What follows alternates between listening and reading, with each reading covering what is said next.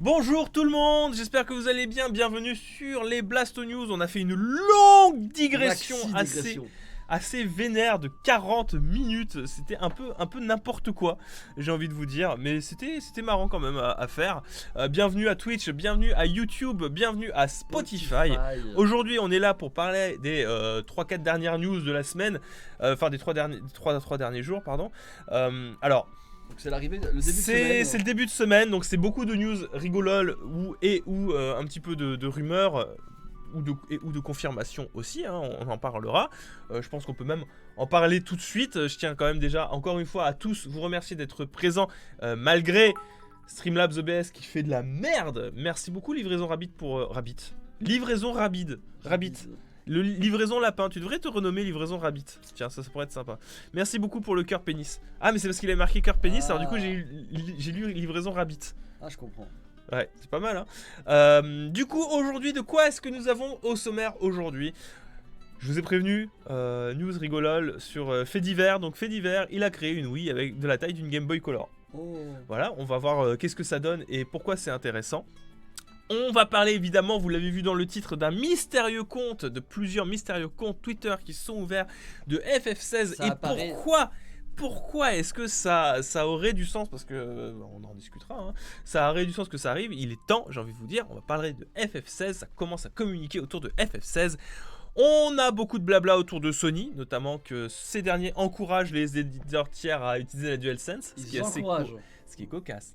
Ils encouragent. Ce qui est ça veut dire vous le sentez venir, on en parlera, mais vous le voyez venir, hein. Merci beaucoup pour la bite. On en parle du ratio like-dislike sur Nintendo Direct Mini. On pourrait en parler effectivement, mais bon, je sais pas si ça serait intéressant. On enchaîne du coup toujours côté Sony, mais cette fois c'est Ubisoft qui confirme l'absence de rétrocompatibilité PS1, PS2, PS3. On s'en doutait, mais du coup c'est officiel. Quand Ubisoft te tacle, c'est qu'il a plus rien à faire. C'est terme au sol. On enchaînera du coup sur la guerre des enchères qui est terminée pour Fall Guys. Donc on a les gagnants de ceux qui ont gagné les enchères avec les nouveaux skins qui seront intégrés dans Fall Guys. Et on terminera du coup sur la news du Kokoro, puisque Eiyuden Chronicles a terminé sa campagne de financement participatif.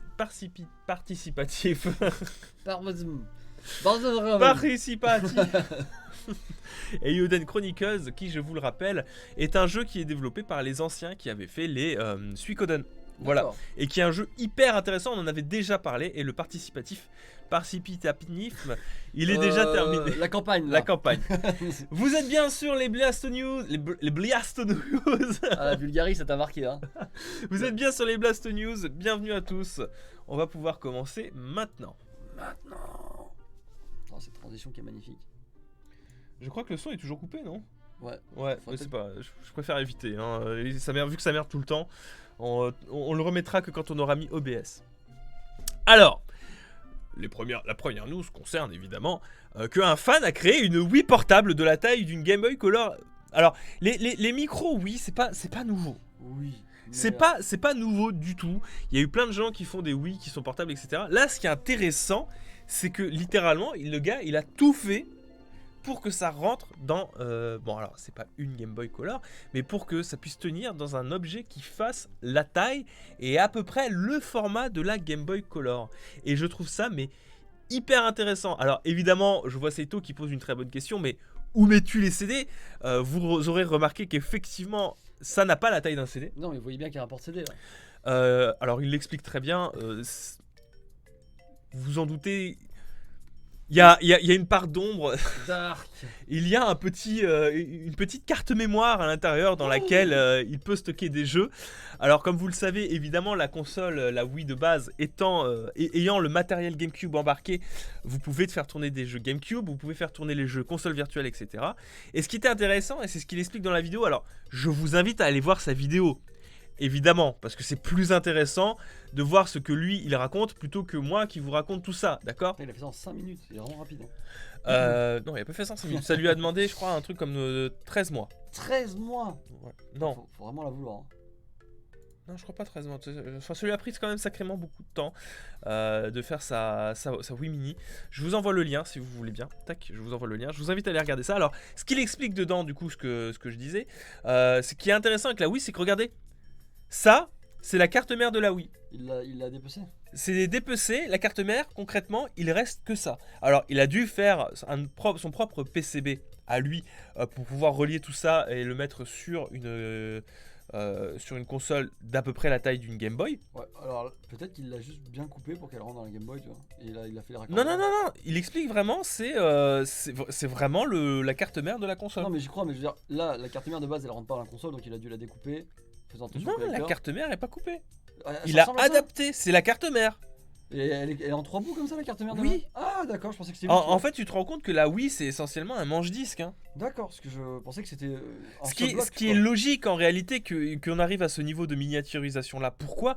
Parce que la Wii, je le rappelle, c'est jamais qu'une GameCube boostée aux hormones. C'est littéralement ça. C'est une GameCube, un truc comme 30 ou 40% plus puissante.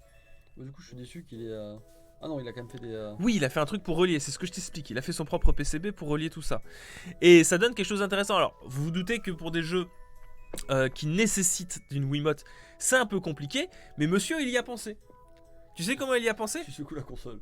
Non, c'est ça, je trouve ça intéressant. Regarde, tu peux brancher ta console mini sur une Wii pour du coup avoir accès directement à tes jeux et y jouer sur ta télé. Ok, il a bien vu. Moi, je trouve ça stylax. Mastermind. Oula, c'est quoi ça ? Bah, c'est pour montrer il avait pensé à le brancher directement, mais que du coup, le faire comme disque dur slave, c'était plus pratique. Voilà. Tu peux. Alors, il a foutu des grosses batteries dedans, mais évidemment, t'as pas une grosse autonomie. Hein.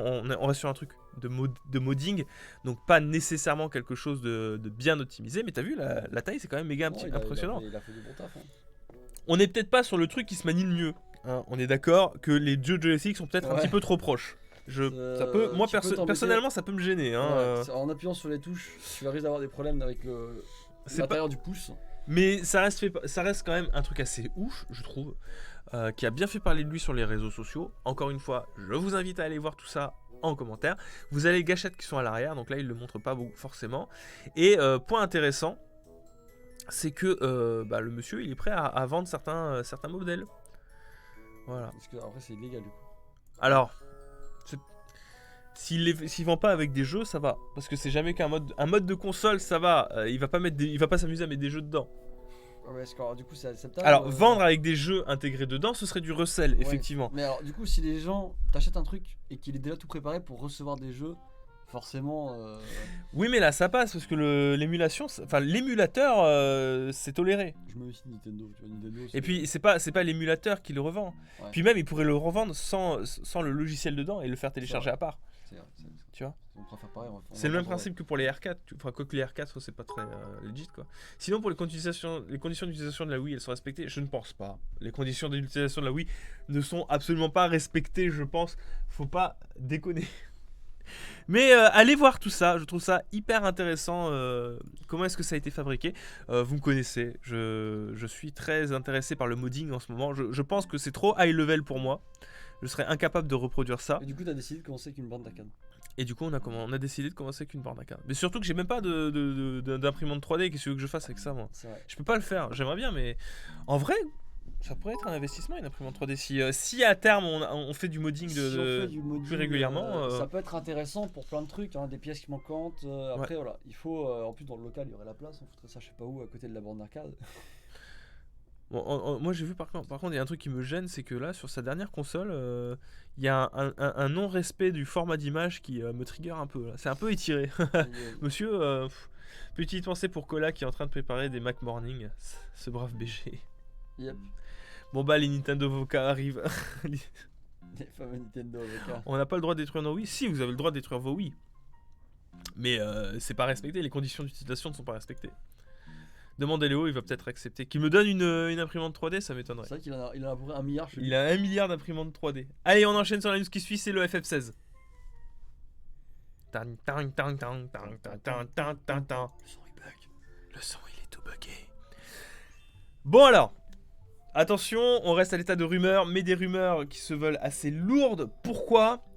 Parce que mine de rien, ça fait 4 ans que FF15 est sorti. Déjà. Et oui monsieur, et oui madame. 4 ans que c'est déjà arrivé, on a vu popper comme ça des comptes Twitter privés qui seraient liés à FF16 avec FF16JP et FF16EN qui seraient liés à Square Enix, puisqu'on aurait même un email .s. Ouais, ça, avec @s. Donc Ouais, bon, ça peut être Square Enix. Alors ça peut être un troll, mais Ça peut être un troll. très bien ficelé. du coup. Très bien ficelé. Cela dit, on tient quand même à vous rappeler que il y a eu un événement qui devait arriver au mois de juin qui s'appelle l'E3, qui c'est l'appel Oreo l'E3, qui a été repoussé par une pandémie mondiale. Je ne sais pas si vous étiez au courant qu'il y avait une pandémie mondiale qui a repoussé énormément de choses. Le petit truc. Et là, typical, s'il y a un projet qui aurait pu souffrir le plus, je pense que c'est FF16. On sait comment fonctionne Square Enix, que les Final Fantasy, ça prend toujours 1 an ou 2 avant d'arriver, Oui. assez régulièrement. Mais cela dit, on aurait très bien pu imaginer que ce fameux FF16 puisse être annoncé à l'E3 sans date précise, un petit peu teasé comme il faut, mais que du coup ça a été repoussé par le coronavirus. Alors peut-être que d'ici le mois de septembre on aura quelque chose s'ils arrivent à s'en sortir, surtout qu'ils avaient quand même teasé des grosses annonces. Cela dit, il faudra bien sortir le FF16 un jour quoi. Ils sont pas le choix.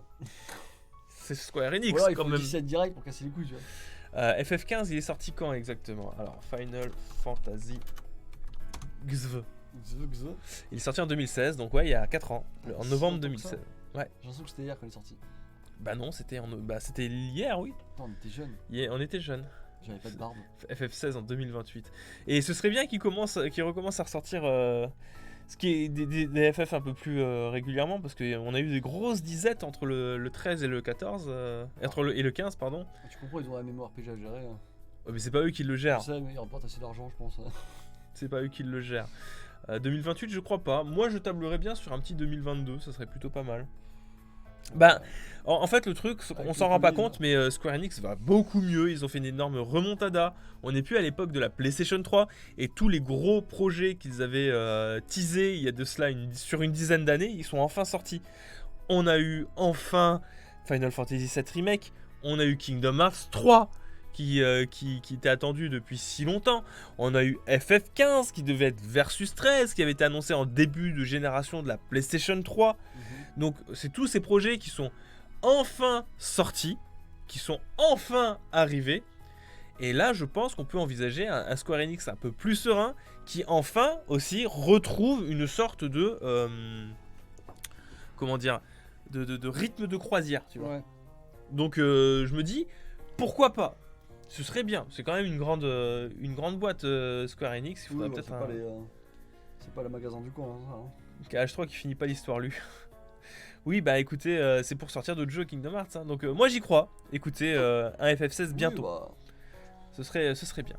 Allez, on enchaîne sur la news qui suit.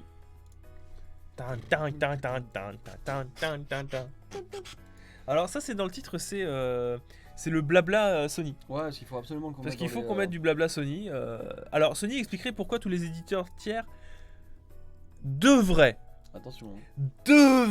exploiter la DualSense. Alors fondamentalement on n'a pas grand chose dans ce qui se raconte. Hein.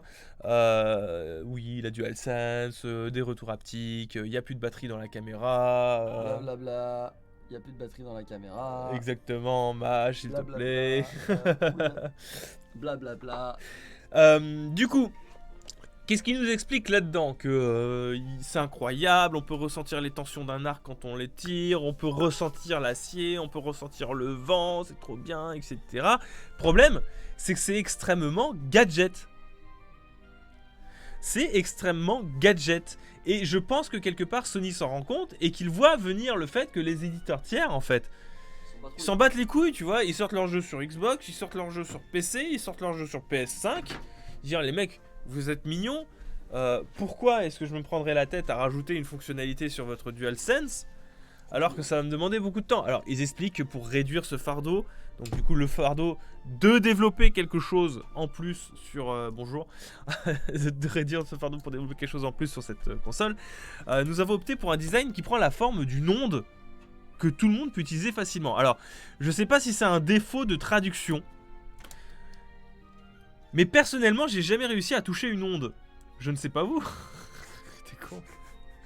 Je ne sais pas vous, mais j'ai du mal à me figurer pouvoir prendre en main une onde. Tu coupes tout là. Merci. Ouais. Je sais pas vous, hein. Vous allez dire ce que vous en pensez, mais je J'y arrive, moi, personnellement. T'arrives à toucher des ondes? Ouais, mais parce que j'ai lu tous les Jojo. Une forme d'une onde. Je le maîtrise.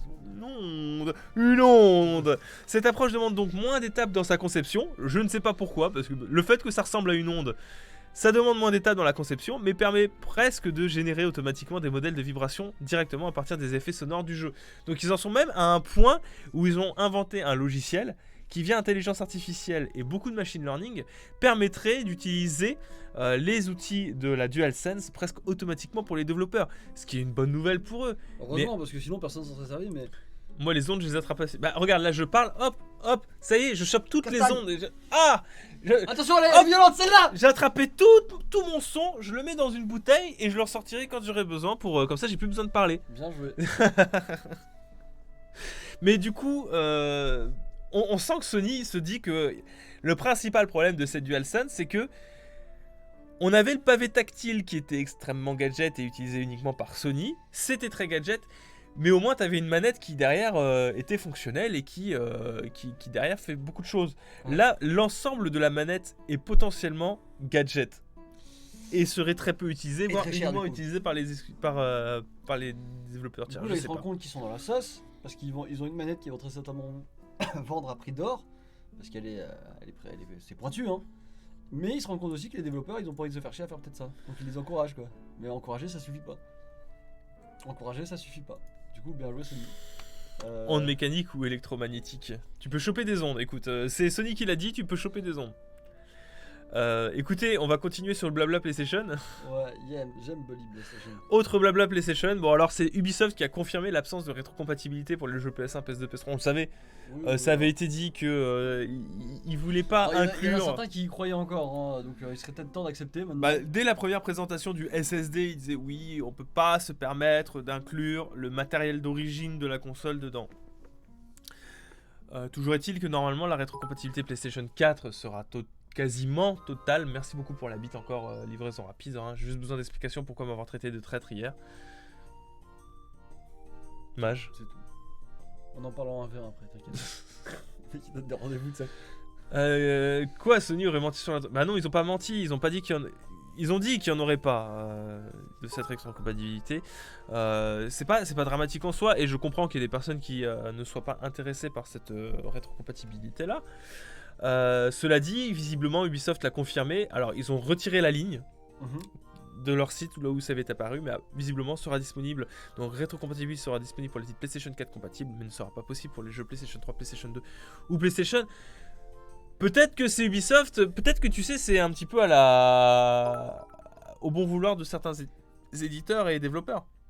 On peut se dire que peut-être que Ubisoft ne proposera pas ces vieux jeux rétrocompatibles sur PS5, ouais, mais là, ça serait donner une excuse à PlayStation, tu vois. Ouais, ils l'ont dit eux-mêmes, ils le feront pas, ils peuvent pas. Ils récoltent ce qu'ils ont semé maintenant. On dit adieu à 3 générations de jeux vidéo. C'est pas nouveau, Sony a plus ou moins tout le temps fait ça. Oui, hein. Je sais, mais là, c'est là maintenant que ça a bien vécu, qu'il y a eu beaucoup de générations, ça fait 3 générations de jeux vidéo, donc ça fait beaucoup. Complot pour... C'est les ondes PS5 qui nous donnent le Covid en fait. Oh putain, arrêtez. Oh merde, vite, je mets mon masque pendant que je joue à PlayStation 5. Je comprends que... sinon, oui, que vous voulez vous concentrer sur la nouvelle génération, etc. Mais je trouve ça dommage que même sur de l'émulation, on ne réfléchit pas à ne serait-ce que faire de la PS1, PS2, PS3, tu vois.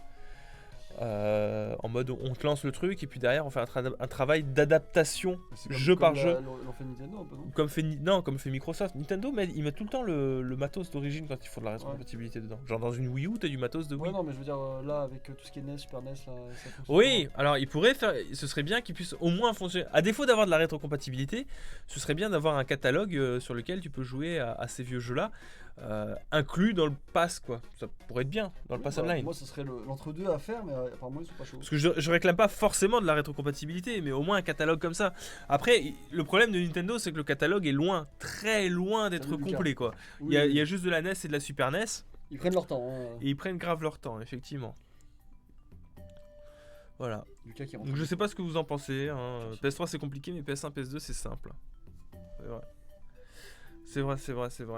Ouais, c'est les choix de Sony. Puis je pense pas que ça va impacter les ventes de consoles de toute manière.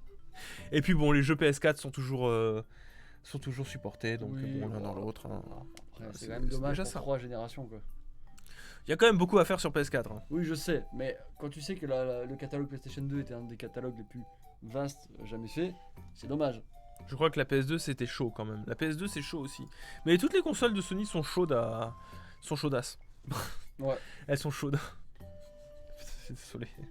Allez, j'enchaîne. Pam pam pam pam pam pam pam pam pam pam.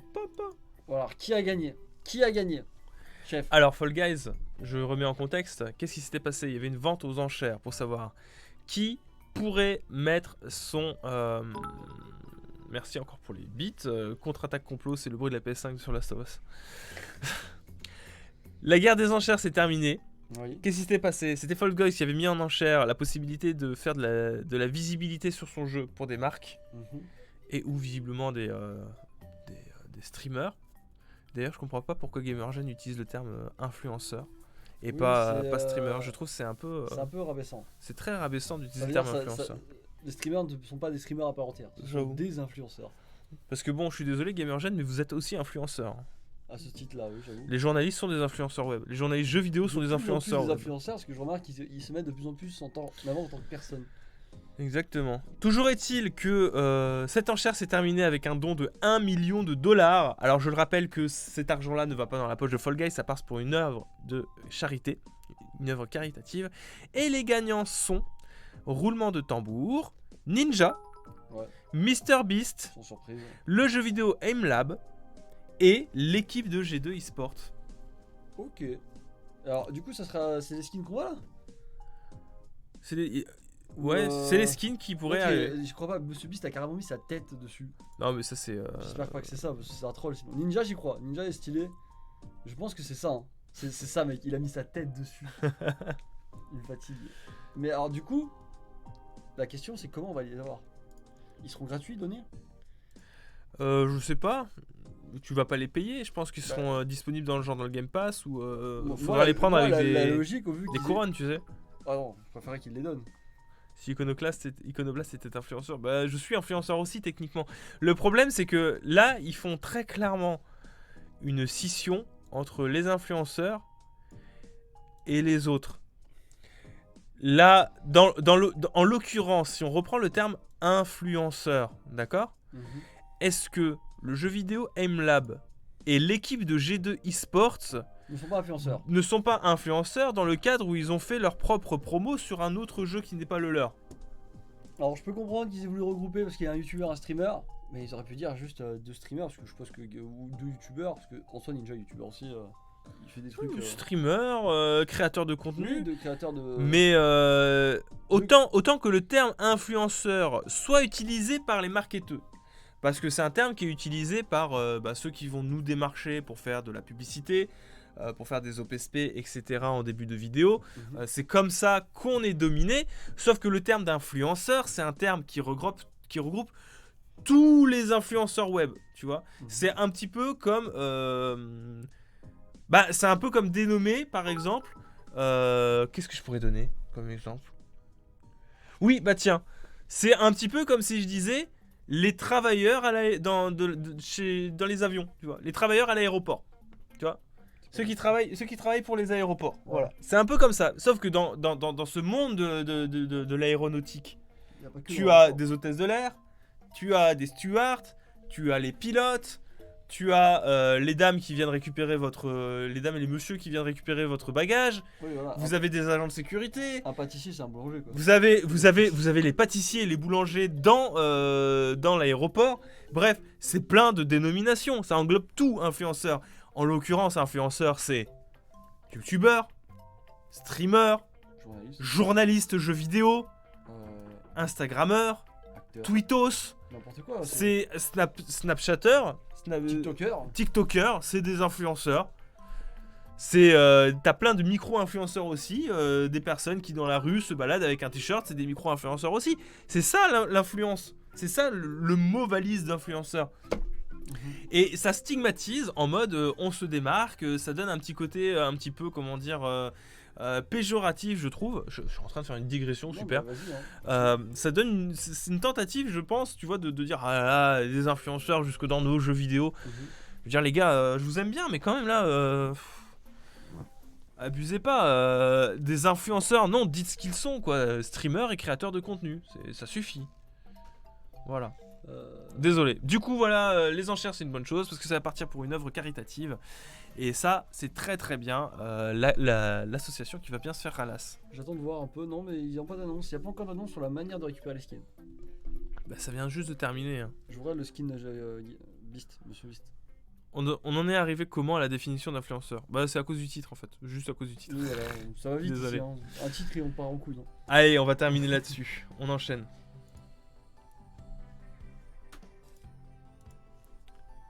Alors, la dernière news, parce que oui, effectivement, on est déjà à la dernière news. Ça aurait été rapide, hein, je suis désolé. Ah, il y aurait eu plus de digressions que de vidéos. Il y aurait plus de digressions que des vidéos, effectivement. C'est très triste. Pas du tout, ça prouve qu'on aime bien parler aux gens. Et ils avaient l'air de kiffer aussi. Hein. C'est vrai? Ouais, je crois. Ça me rassure. Ils ont adoré voir où est-ce qu'on était nés et tout. Eiyuden Chronicle. Alors, je vous avais déjà parlé de Eiyuden Chronicle et de qu'est-ce que c'était. Merci beaucoup. Livraison rapide. Il veut se battre. Eiyuden Chronicle a atteint son palier très rapidement et il a terminé du coup sa campagne de financement participatif. Alors, qu'est-ce que c'est que Eiyuden Chronicle? Je vais peut-être vous montrer avant. Qu'est-ce que c'est que on en avait parlé. C'était le jeu qui mélangeait un peu 3D. Exactement. Et qui d'ailleurs n'avait pas été annoncé sur je ne sais plus quelle console. Sur Switch. Voilà. Enfin, il a été annoncé sur Switch ou la prochaine. Parce que bah ils savent pas. T'as Boss Game Battle, c'est ça hein. Voilà. Eiyuden Chronicle, c'est ça. Développé par des anciens qui ont fait les Suikoden. Alors, je sais pas si vous connaissez les Suikoden sur PlayStation 2. Voilà. Et qui s'annonce absolument fou parce qu'on est sur un Octopus Traveler, j'ai envie de vous dire, mais un cran au-dessus en termes de direction artistique. C'est-à-dire que vous avez des vrais beaux sprites en 2D dans un environnement en 3D absolument magnifique. Regardez-moi ça, comment c'est beau! Ils sont pris un coup de liane. Moi je trouve ça absolument magnifique. Donc les combats dynamiques, avec des sprites en 2D super beaux. Le mélange est bien fait. Hein. Mélange 2D, 3D, de la profondeur qui semble bien gérée. Non, c'est hyper intéressant. Alors, on va revenir sur la news du coup. Là que la cinématique soit géniale, on a envie de la regarder. Hein. Qu'est-ce qu'on a pu voir là-dedans? Et qu'ils sont quand même arrivés, mine de rien, à 4 571 418 $ récoltés sur les 510 000 du goal initial qui devait être atteint. Ils sont bien. Donc ils se mettent plutôt bien, effectivement. On a eu différents paliers qui ont été atteints. La Fortress Mode, les consoles, donc on pouvait le sortir sur console, au bout d'1 million. New Game Plus, New Sound Data. Il y a un guild system, donc ils vont mettre un système de guild dans le jeu. Localisation chinoise. La localisation chinoise, c'est un peu dur quand même de devoir attendre 1 600 000. Coréen, je crois que c'est le plus dur hein, pour les Coréens. Pour nous, on est où là du coup là? Russian localisation, il y a même la russienne. Ah bah le jeu sera en russe du coup. En brésilien aussi. Et la France, elle est où par contre? Ah ouais, j'avoue. Eh Oh Et les Français là? Oh bah il y a avoir embrouille là. on va partir du principe que ce sera de base en français. Ouais, bah part parce que c'est pas écrit hein. Je pense qu'on va se faire cuck mec hein. Ouais, ils les ont fait en fonction de la taille des territoires, mais pas en fonction... Oh putain. Oh mec, on s'est fait baiser par les Chinois, les Russes et les Coréens. Et les Brésiliens. Et même les Brésiliens. Oh. Et la dernière du coup c'était Quiet Place, donc une companion game. Qu'est-ce que c'est? Ce sera un jeu qui sortira avant, développé par une autre boîte qui en fait permettra de gérer un petit village avant que le jeu ne sorte pour pouvoir avoir des applications sur le jeu. Donc c'est plutôt sympa. Voilà. Il y en a qui se frottent les mains. Bah, le russe, c'est bon. Ouais, rigole. C'est le moment d'apprendre le russe. Oh, je suis furax là. Je suis pas là pour souffrir. J'annule ce jeu. Eh bien écoutez, merci beaucoup d'avoir suivi ces Blasto News. Encore une fois, vous êtes des crèmes glacées, fraîches aussi. Vous êtes des crèmes fraîches. C'est des crèmes à la pistache pour moi. Vous êtes des crèmes avec des petits bouts de pistache dedans. Avec des bouts de pistache là. Ou du curry. Comme vous voulez, crème au curry. J'ai envie de faire un bon curry avec vous. Vous avez des crèmes au curry. Rendez-vous pour faire un curry. Vous avez des crèmes fraîches glacées. Ouais. Oula, calme-toi. Ça fait beaucoup là. Des crèmes au curry fraîches glacées. On n'oublie pas le raid, bien entendu, vous inquiétez pas, ne partez pas. Ah oui, le raid. On va ralasser quelqu'un, un petit streamer ou une petite streameuse. Jill, ouais, petite streameuse. Petite streameuse, lourde petite streameuse. Alors voyons voir qui c'est qui pourrait être raidé. Après, elle est lourde, tu vois. Elle est survalidée, c'est la street. Hein. Qu'est-ce qu'on aurait pas... Il y a Princilla qui fait du FF. Ouais, mais on avait déjà vu. En fait, je veux voir les gens. Il y a Joyka qui fait du live. Qu'est-ce qu'on pourrait voir? Afficher plus. Afficher plus. Alors là, c'est pas des gens qu'on follow en plus, hein. On est sur des gens proposés. Hein. Qu'est-ce qu'il fait? Zeket? Bah écoute, si, vous avez peut-être pas eu votre dose la dernière fois de Mario Maker?